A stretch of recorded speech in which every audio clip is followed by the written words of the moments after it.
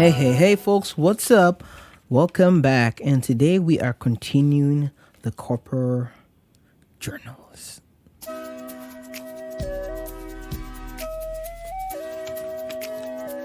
Okay. Yep. Yep.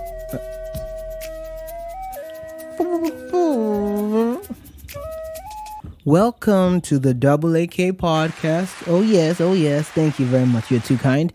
And my name is Toyo Eresenara, your host, and welcome to the Average African Kid podcast, the show where you get the life experiences moving from country to country, culture to culture, continent to continent, world to world, the whole shebang, where you get it all from an IMIC perspective. So, we started this series on the corporate journals. If you do not know, I just started serving in my NYSC, National Youth Service Corps. You can check out the previous episodes for me to explain more. And I am just going through my journey, like what it took to get to camp. And now, actually, we have gotten to camp on the journey, on the story so far.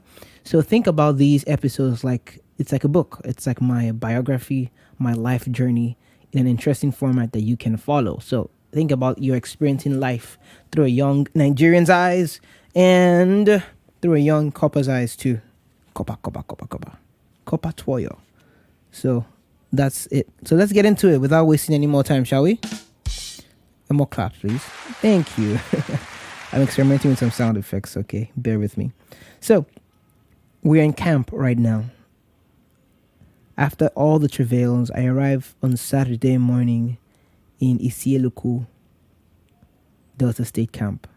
And when I arrive, everything is cool. Everything is good. I get to the gate with my uncle and they're like, you guys can't go any further. So I have to go by myself. So I pick my bags and my buckets with my mosquito net in there. And I walk past the gate. And I immediately am greeted with the officers who told me to write my name in a book and then go over for my COVID-19 test, which I oblige doing. I get in and I register for the COVID test. And they stick the cotton swab into my nose and the most unpleasant experience again. But it was over in a few seconds. And I met a friend there. We just started talking and we moved from there towards registration. Now, the registration process is a bit cumbersome and you have to be moving from here to here. So I had to go, first of all, to drop my bags in a room. They said it's a hostel. While the officials were talking, they were telling us that, why are they going to that hostel? They're going to move girls into that hostel and they're going to move these people out. So why are we not telling these new people to just move to the new place? But they, in their own wisdom, like, no, let them still go.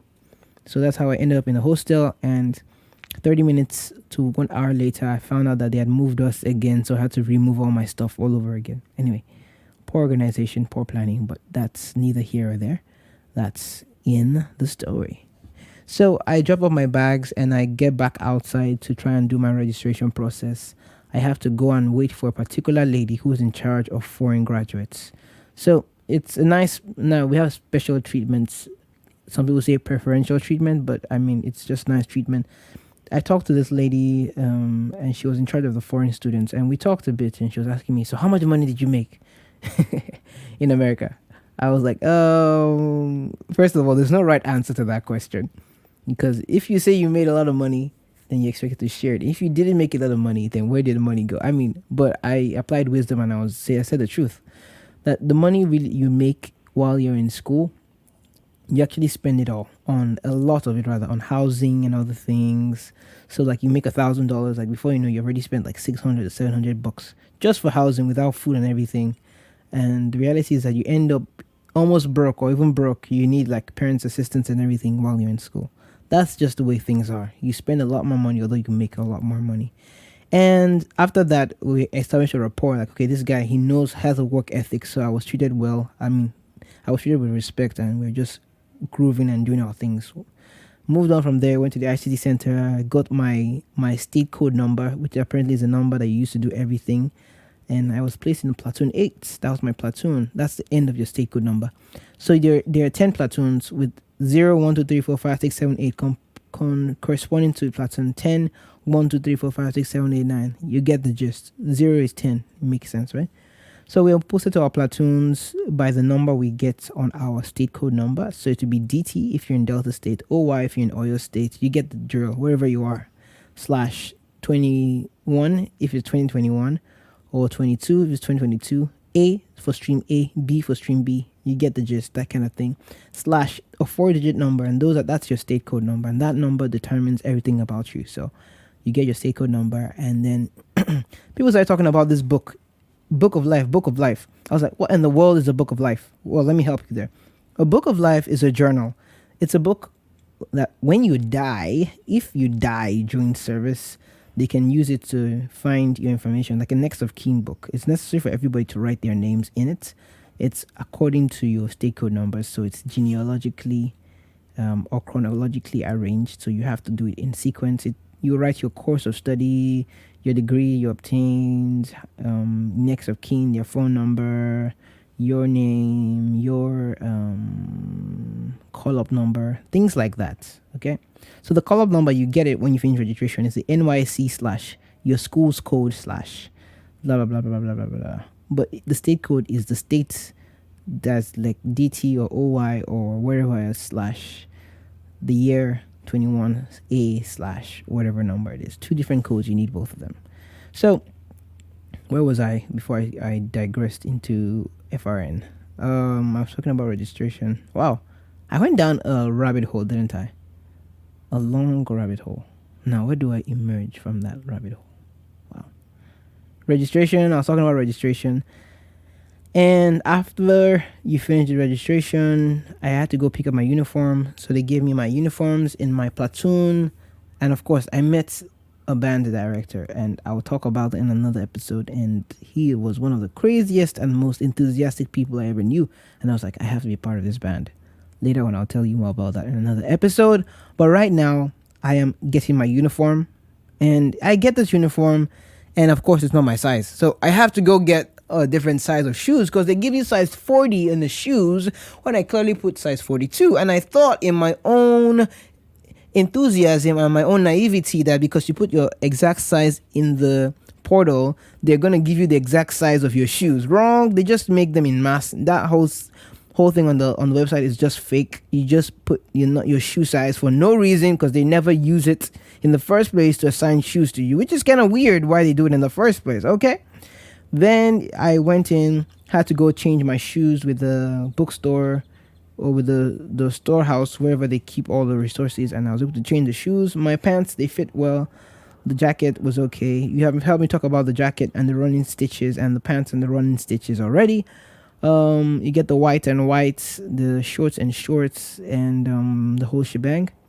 And then that's it. The Book of Life. In the Book of Life, I ended up writing my name after I came back another day. But the Book of Life is an important book because a lot of people will be writing their names in that Book of Life throughout the whole camp. So I advise you to get in as early as possible, or anyway, when people are not there, you can wait on the line, but just don't forget to do it. Just do it in the Book of Life. So why am I sharing these experiences with NYSC? I struggled knowing what to expect in camp with NYSC. And I really couldn't find any clear directives from anybody telling me, okay, this is what should expect. Not just as a foreign graduate, but as a Nigerian who was trying to serve his country. And I figured that I should document all these things, because documentation is the one thing that we lack many times in Nigeria. And this is my own part in the documentation process. I document my own journey, and hopefully that paves way for other people to see and know what to expect and do the same thing in their own journeys, to document. So I hope this inspires you to maybe even launch your own podcast about your own NYC experience, or your own life experiences, or your travels outside your comfort zone, or your experiences with other people. Do something. Thank you for listening to this particular episode. That's the end.